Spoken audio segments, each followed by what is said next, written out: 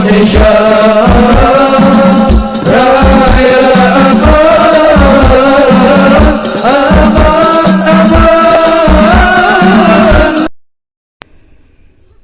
Tahun 1526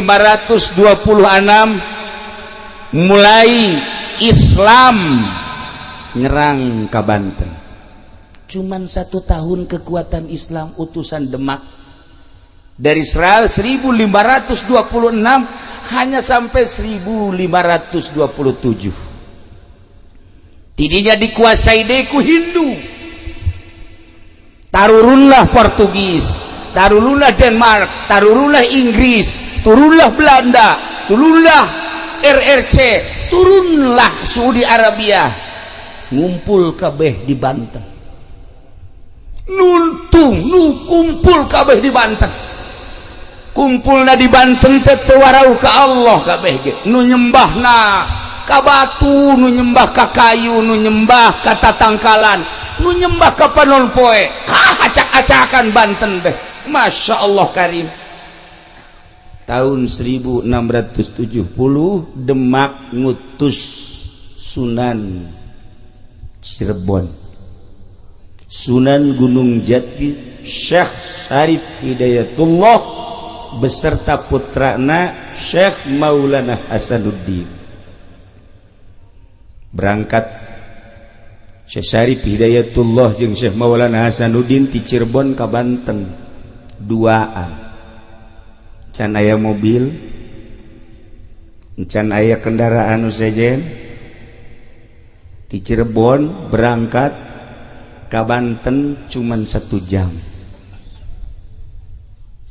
Naik naon cenah Kiai? Wallahu a'lam. Beja nama peureum doang aya babacaan la ilaha illallah. Mal dibacakeun ku si direkam. Engke aing mah teu bisa hiber sia bisa deui. Rugi aing ah. Moal wakalenan ke ka Abah Haji beta bebejana teh. Moal waka eta mah kudu ojol jeung sapi. Sajam di Cirebon, masyaallah. Kula mah naik mobil, kula naik mobil. Aya aturan naik Avanza rada lambat, naik Innova rada cepet. Kuari mah kebenaran naik Lexus cepet. Tapi naik Lexus ge asal dibarengan bae ku ieu angel. Pembawaan aja, masya Allah, aneh kula ge. Mata kadang-kadang aya di bawah kumaha, teu di bawah kumaha. Nu ukuran ditempuh na kudu 5 jam, ieu mah 12 jam. Bawaan berabe. Iya be ieu urang ieu. Kuari urang kan memperingati Kangjeng Nabi. Kangjeng Nabi mah pan manusia terganteng, terkasep, terpinter. Ingat ke Kangjeng Nabi, kasep Kangjeng Nabi mah. Ingat ke Kangjeng Nabi, ganteng Kangjeng Nabi mah. Ingat ke Kangjeng Nabi, pinter Kangjeng Nabi mah. Ingat ke Kangjeng Nabi, segala-galana di Kangjeng Nabi. Jadi orang memperingati jelema nu ganteng jeung kasep. Kangjeng barang leuleuh ka dieu, iya kari. Atuh teu akur teh angkat. Perasaan ngadenge Kangjeng Nabi na masya Allah leuleuh ka dieu hayang utah.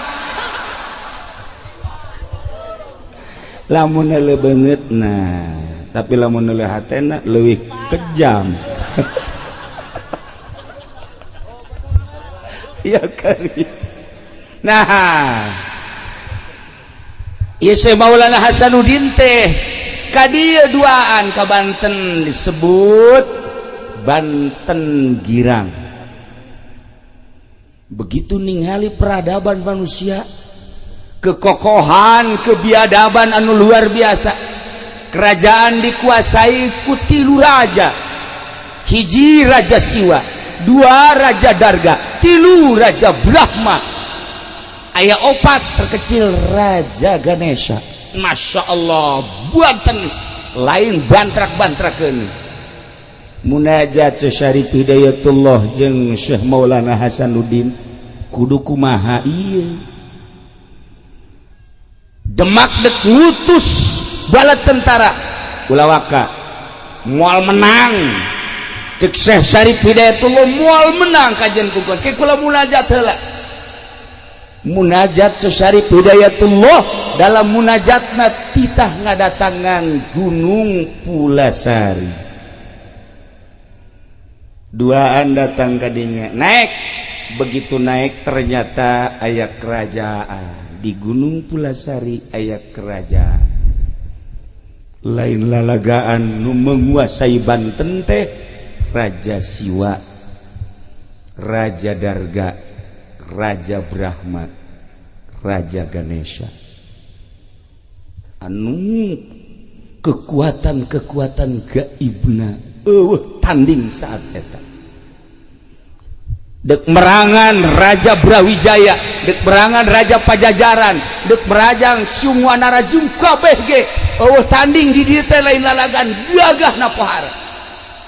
Munajat Syarif Hidayatullah begitu munajat deui titah naik ke Gunung Karang. Naik duaan ternyata antara Gunung Karang jeung Gunung Pulasari di dinya aya nu keur tapa. Tapa teh lain cara tapa budak kuari. Tapa make baju kerajaan, di dieu make mahkota. Ternyata kulila-lilana tapa eta mahkota teh geus dijieun sayang manuk. Manuk teh geus arendogan di dieu. Apa ieu ge pernah tapa harita keur hayang wahweh teh. Ieu teh sesa. Rada cager deui teh sesa ieu teh. Termasuk iya rada cager deh teh, rada cager. Nah iya aya pohon beringin, jadi nyana akhirnya berlindung di pohon beringin di Golkar. Alhamdulillah ya, calon neraka kene lah ya. Masya Allah. Didinya lah Syekh Syarif Hidayatullah menyapa ka jelema nu keur tapa. Begitu disapa ditanya benta, begitu benta adu kekuatan mata, begitu adu kekuatan mata hudang make adu kekuatan batin. Ternyata teu sakedeung. Sapoe, 2 poe, 3 poe, 4 poe, 5 poe, 6 poe, 7 poe kakarak tumbang eta nu tapa. Ternyata nu tapa ngaranna Brata Guru Sampang. Brata Guru Sampang eleh ku Syekh Syarif Hidayatullah, tidinya langsung asup Islam. Begitu baca 2 kalimat syahadat, beres baca 2 kalimat syahadat, cik Brata Guru simkuring alhamdulillah menang hidayah, ngan simkuring moal ilu campur tentang Gunung Karang, Gunung Pulasari jeung Banten. Simkuring mah erek indit ti dieu ngahiyang tah. Didinya Syekh Syarif Hidayatullah nitah cicing ka putrana nu ngaran Syekh Maulana Hasanuddin. Hasanuddin maneh tapa tah di dieu di batu ieu. Batu ieu ngaranna Watu Gigilang. Hartina Watu Gigilang teh batu anu harerang. Warna batuna semu rada kemerah-merahan. Segi opat batuna dengan disebut cek urang Banten mah pancawarna. Mun hayang nyaho ieu batuna teh. Lainna dibikeun. Ieu asal ka Banten dipake ieu batu ieu mah asal teu ka Banten henteu. Ulah sambarangan.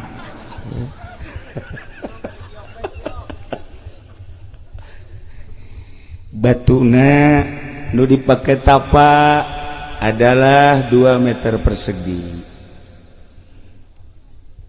Syekh Maulana Hasanuddin tapa di dinya.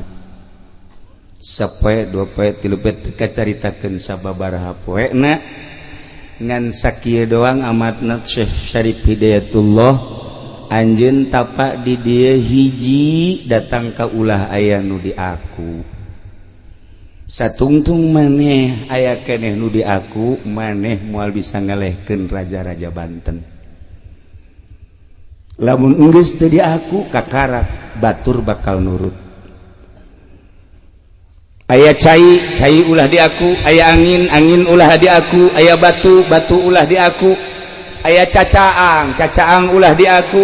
Andai kata aya reungit nempel ulah dikukubahakeun lantaran eta reungit ulah di aku. Aya nu boga cai, aya nu boga angin, aya nu boga reungit, aya nu boga orai, aya nu boga hewan-hewan kabeh nu aya di dunia ieu terutama nu ngageugeuh di Gunung Karang aya nu boga. Ketika maneh geus teu ngaku kana sagala rupa nu aya di alam dunia, ieu kabeh bisa dipergunakeun jang perang. Maneh tapat teh sakitu bae teh. Sok cirina di mana-mana ieu batu geus bisa ngangkat berarti maneh geus lulus. Lain-lain bantrak-bantrakeun tam tapa. Dek perang teh tapa heula. Kuari mah dek demo, dahar mah lulu. Dek perang teh tapa. Syekh Maulana Hasanuddin teh Masya Allah karim. Tapa ada di dieu. Dewan Taksim kuring ka dieu Masya Allah. Datang ke sepuhan ka ditu sakali moal ah. Datang ka 2 kali henteu ah. Datang ka 3 kali kasurupan di ditu. Kasurupan dia kasepuhan teh kula ge rada kaget. Ngetikeun taneuh hadena lain aing nu diketik. Mun aing ge lawan ku aing. Ngan pasti aing eleh. Kakarak rada mikir can diterima ka 4 kali aya karuhun di dieu sumping. Nah iyalah salah satu realisasi tina 5 kali ngundang ka ditu mun henteu hadir moal ka dieu singkuring. Alhamdulillah dina sacenah sakieu nu hadir sok aya nyaho. Ulah sok aya nyaho pokona mah ente mah ngaraji bae pokona mah geus beres ngaji menang 5 10 tahun kawin geus. Geus beres. Anakan bae dihitung 12 bae anak. Nah, itulah Syekh Syarif Hidayatullah.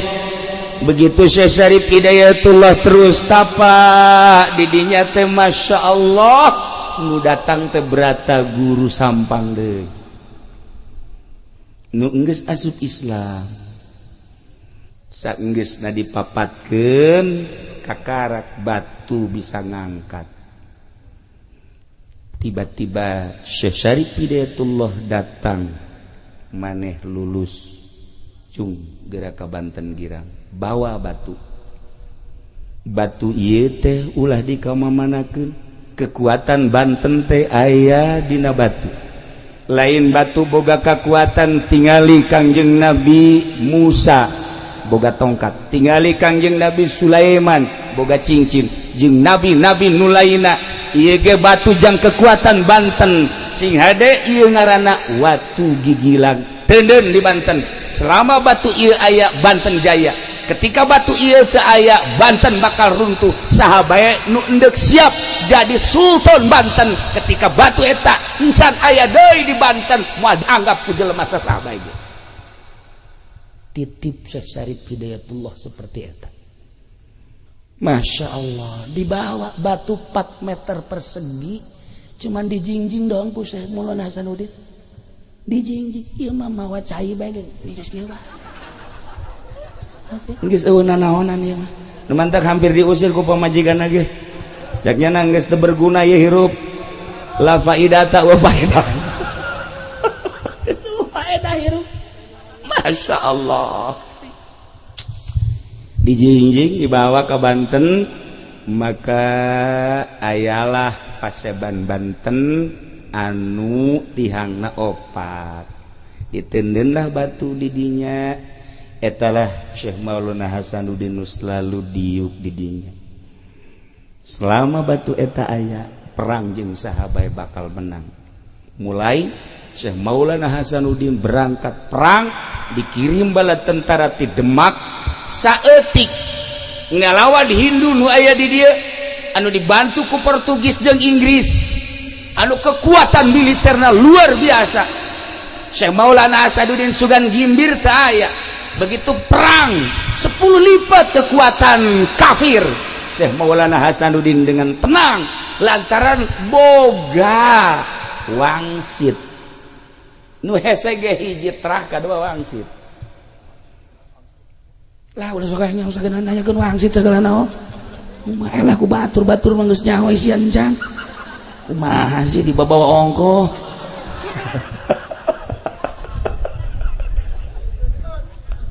Aduh, Masya Allah.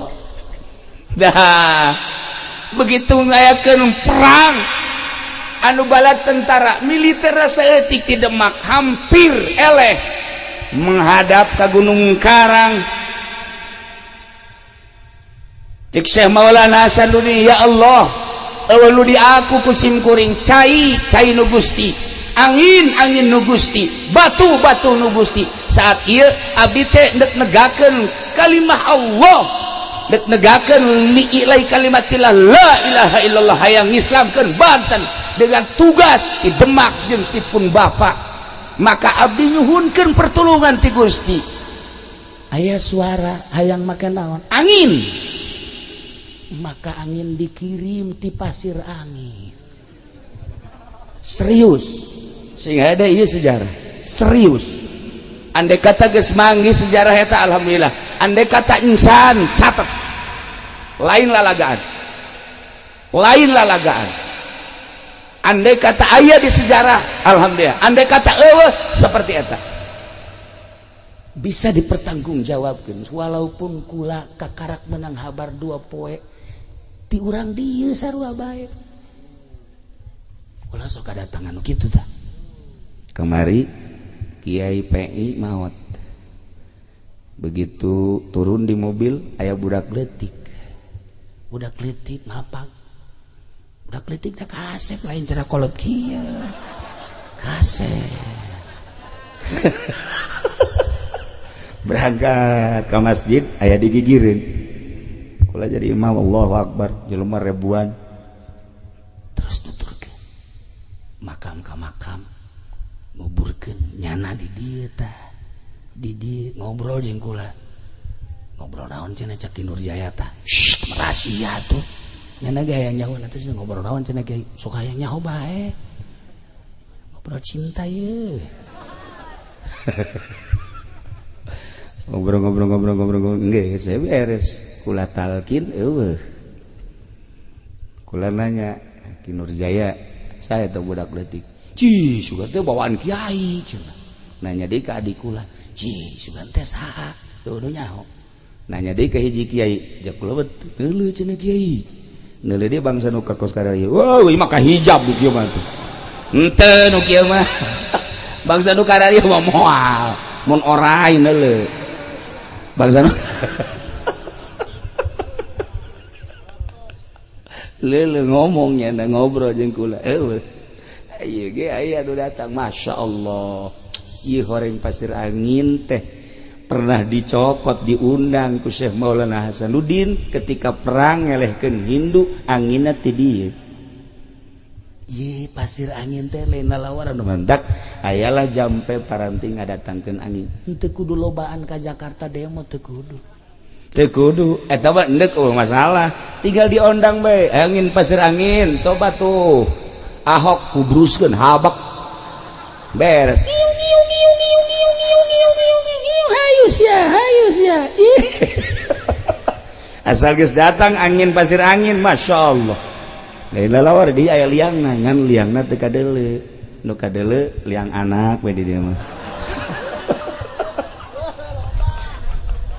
Liang eta teu kadeuleu liang angin eta mah. Tapi insyaallah urang-urang dieu paham aya nu paham. Nah, dua kekuatan hiji cai ialah Cibanten ngaranna. Cibanten teh huluna di Gunung Karang. Turun di Gunung Karang pecah dua, nu hiji ke arah barat sekitar 35 km ka laut. Jadilah dermaga internasional. Nu hiji ka Karang Atu. Nah, iyalah jadilah dermaga nasional.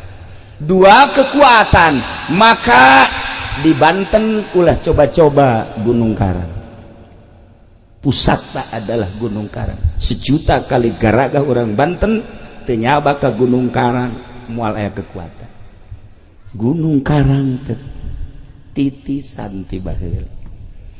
Dongeng almarhum abah kula waktu masantren di Sekong hayangnya bakal guru gas umur 7 berangkatlah tiluan nu hiji ngaranna Wes Kurni orang Tangerang kabeh nu hiji di Samsudin berangkat di ditu nu dua sombong sebab puasa bae nu duaan mah sia Madam Yati neuk naik ke Gunung Karang teu puasa mopo sia kajen ku kumaha ge ye aing ye hijib nasor geus dikelek hijib naon deui si dieu hijib saepi mah komo anginna ge geus ambalaya ya tuturkeun aing ke asal naik ke Gunung Karang sia tuturkeun deuleukeun aing mah naik angin cek kana begitu datang wallahu alam ka mana maropo kabeh teu kuat nu dua mah alah cenah damai aing mah teu kuat cenah ieu aing mah moal bisa terus ka ditu geus teu kuat kumaha sih nyaritakeun teu kuat hese nyaritakeun teu kuat teh hese okos aya lalaki hayang kanu geulis teu kuat aya beungeut perang hayang kanu geulis aduh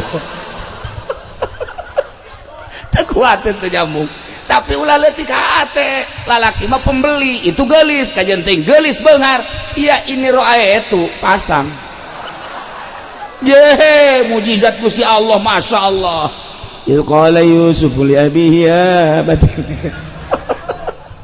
ngaji memang ngaji amil eta heula nah lah urang dia mah geus leuwih nyaho bae pokona urang kulon mah bangsa perpeletan mah atuh perpeletan mah ilaku mah teu ieu tapi almarhum abah kula masya Allah ketika tawadu di harapan Gusti ya Allah ya Rabbi abdi mah ngarasa puasa tilok dahar beki wiridan tilok tapi abdi hayang kapatilasan Syekh Maulana Mansur di luhur abdi teh hayang datang ka tiba-tiba kunaon aya nu mawa wallahu alam sabaraha menit datang ka luhur teh sorangan ai batur aing eueuh sakieu ieu aing sorangan cai loba sieun ku sebab lo sorangan bae di luhur nah di jamaah mandi dan lain sebagainya turunna jalan mana ieu sakiana sebab tadi beureum datang ka luhur tapi tidinya dengan penuh ketawaduan deui tiba-tiba dibawa deui datang deui ka babaturan keur ngagaloler bae kieu masya Allah rahasia Gunung Karang namun dibawa takabur bahaya sebab lain baheula bae kuari emang eueuh ieu anu keur tapa aya nu keur tapa di Gunung Karang kuari urang Jawa Timur kabeh urang Jawa Tengah jeung Jawa Barat termasuk Banten eueuh nu keur tapa kuari di Gunung Karang urang Jawa Timur nu geus turun 5 poe ka tukang urang Jawa Timur kene tapa di Gunung Santri di Gunung Karang di Banten balik kita mampir ka imah mau dicaritakeun ka ditu nama ngan urang Jawa Timur kuari aya kene urang Jawa Timur ieu teh geus dieusian kudu tapa ti baheula datang ka kuari nah panjang urang mun nyaritakeun Gunung Karang mantak hadiahna ge teu barang sambarangan ulah ge tadi rada ngageter tita hadiah padahal urang dieu bae tapi kukula di hadiahan lalauna teu meunang kadenge ku batur oh geus hadiah berata guru teh aya bae nah iyalah Banten masya Allah cai bisa digunakan jang perang di dieu mah ulah sambarangan angin bisa digunakan jang perang nganu hese de kunci nu hese ge eta ngadatangkeun angin kumaha lamun salah ngadatangkeun angin lain bisa pake perang nyanana kena tsunami ieu pernah yang ngundang angin pernah ngajeledag pernah dibawa ke Grogol saya pikirnya nah itulah para jamaah kaum muslimin wal muslimat rahimakumullah ieu Banten mengenai tentang Gunung Karang jeung Gunung Pulasari ieu batu anu aya di Banten tersebut dipindahkeun ka Surakarta Jaya dipindahkeun deui ka Banten ketika Banten ngangaranan angin di ngaranan lah angin teh ku ngaranna opat Pangeran Kidul, Pangeran Kaler, Pangeran Kulon, Pangeran Wetan dipakailah ngarat salah satu opat incu daripada Syekh Maulana Hasanuddin eta teh julukan ngaran angin angin kidul, angin wetan, angin kulon, angin kaler. Nah lamun endek coba-coba ngundang angin tersebut, apa ti kaler, apa ti kidul, apa ti kulon, aya bahasa tertentu. Aya keneh karuhun urang di dieu insyaallah. Anu lamun huru hara gede bakal tarurun ti Gunung Karang. Mudah-mudahan karuhun urang masih keneh ningalikeun urang. Mudah-mudahan karuhun urang masih deudeuh jeung nyaa. Neuleu ambalaya anak incuna beuh ieu geus teu puguh arah. Mana nu bener mana nu salah geus teu puguh arah. Carita partai dikemas siga bener padahal jerona ambalaya. Carita organisasi siga bener dikemasna luar biasa bagus. Ternyata jerona bok-brok. Pondok pesantren kadeleuna bagus dikemas berbagai ngaran pondok pesantren. Ternyata jerona masya Allah selama hubud dunia moal beres. Karuhun bakal ngutuk. Gila Gunung Karang. Para jamaah kaum muslimin wal muslimat rahimakumullah, saat ieu batu nu pernah dibawa di ka Banten aya salah sahiji incu Banten anu nakal, maka batu tersebut teh moal dibejakeun ngaran anu mawa batu tersebut kemudian didagorkeun kana sirahna semplek jadi batu gigilang eta semplek juruna saeutik urutna hajar salah satu incu Syekh Maulana Hasanuddin. Aya dipindah-pindah kuari eueuh di Banten. Urang tinggal nungguan batu eta sebab kejayaan Banten tetap terletak tandana di batu eta. Lamun encan aya saha bae nu endek muncul jadi sultan, jadi raja moal bisa. Sebab nu bakal jadi raja di Banten mah tetep tiba heula nage raja wali raja wali raja. Kudu make koma ulah raja wali bates sia eta mah RCTI eta mah raja wali raja. Selain wali moal bisa Banten. Lamun dicaritakeun tentang bakal karamean Banten dijajah deui ku RRC sebab asli nage Hindu bakal terjadi. Inggris bakal asup deui ka Banten bakal. Belanda bakal asup deui bakal. Cuman tetep nu bakal numpas Arab kene. Percaturan tentang Banten seperti eta selama batu encan muncul deui tetep Banten moal boga kekuatan. Itulah sejarah ala kadar.